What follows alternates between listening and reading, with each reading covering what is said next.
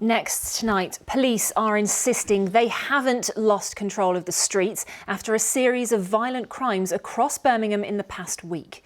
2 murders are being investigated by West Midlands Police alongside a string of stabbings and shootings. Our reporter Lewis Warner joins us now. Lewis, what exactly has been happening? Well, today, officers admitted that Birmingham is in the midst of a rise in violent crime. Out of the last 7 days, almost every day, there have been shootings, stabbings that's left 2 dead and more injured in hospital. Now, most of these are unconnected, the most recent of which was the stabbing of a 16-year-old boy in Lozells on Thursday. Today, police returned to the scene. Close to the scene, a thorough search is underway. Any evidence that officers can get hold of now could be crucial in proving what really happened here. Officers have been here all morning, cutting back this hedgerow, sifting through what's on the ground very carefully and then clearing it away. Locals have told me, the officers told them, they're looking for a weapon. We're not 100 metres from where this attack took place and the officers aren't done there. This cordon stretches all the way down the hedgerow and we believe they're going to search it all. Around the corner, a slither of police tape tells us where, but not why, a 16-year-old boy was stabbed to death. It lays at the scene 2 days on from this attack in Lozells that's left many parents fearing for their children's safety.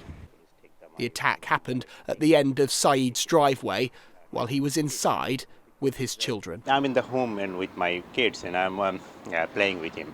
And suddenly I'm coming and see the all in block, everything. And someone says someone stepping and murder. And the whole site is closed, my driveway is closed, everyone now can get out. But this area is look little bit problem every time. Your children live here with you, are you worried for them? We are, yeah. Because, 18 years old, 12 years old, stepping, 18 years old, die. That's very scared for everyone. This is the latest in a spate of shootings and stabbings across Birmingham in the last week. What's perhaps most shocking is the young age of those involved. I think in the short term we need some reassurance, and police officers in uniform on the streets will provide some of that reassurance to the community.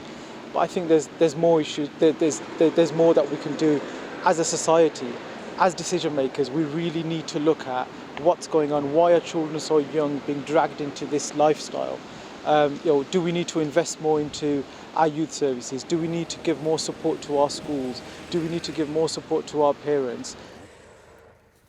So that's not the first incident. Let me take you back now 7 days to last Thursday. A man described as a kind-hearted father, 30-year-old Mohammed Kashim, died after being shot in a car in Small Heath. A 24-year-old man was also injured. On the same day, a 19-year-old man was shot in the leg in Ladywood. A 17-year-old boy has today been charged with causing wounding and a firearms offence.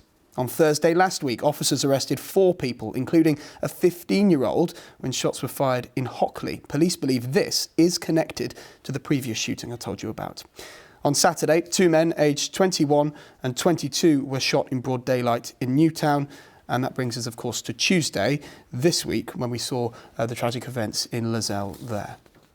Well, obviously this is really, really concerning for people. What are the police doing, not only to tackle the violence, but to help and reassure people? Well, police do believe that these attacks were targeted at individuals. So people, they say, shouldn't be afraid of random shootings and stabbings happening on the street. West Midlands Police insists that it is putting more officers into the areas where this has happened. Earlier I spoke to the Assistant Chief Constable for Local Policing. What can you tell us about a number of violent crimes happening in Birmingham over the last week? So firstly, I'd just like to send our deepest condolences to the families and friends of those individuals that have been either killed or injured as a result of some of the increases in violence that we've seen over the last week.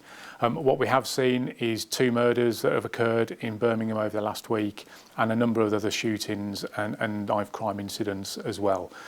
It's a real focus for us and it is a concern for us. So there has been a remarkable increase then in the last week. What do you put that down to? Is there one particular thing? No, so the increase in violence that we have seen is really concerning for local communities. Seasonality will tell us that we do see increases in violence over the summer period, especially when we get periods of hot weather and sunshine, when more people are out in open places.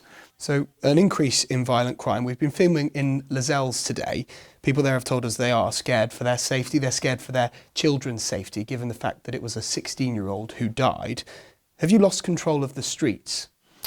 Absolutely not, and I understand totally the community concern.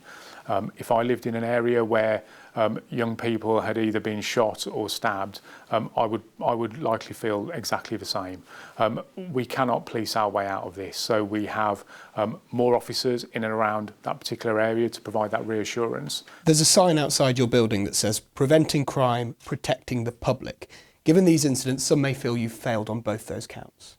So our ultimate aim is always to protect our communities and to prevent crime, and we will continue to do that to our very best of our ability. We spoke to one ward councillor from Lozells earlier. He said the thing the place really needs is more visible policing on the streets at this time. Is that something you can commit to?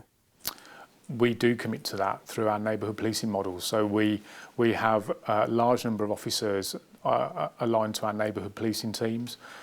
Through the Uplift programme that we're currently working through, we've committed more police officers to neighbourhood policing teams. So local communities in areas will see more local police officers in uniform in and around their areas. It's something that we are absolutely committed to, and we will continue and maintain over the coming months.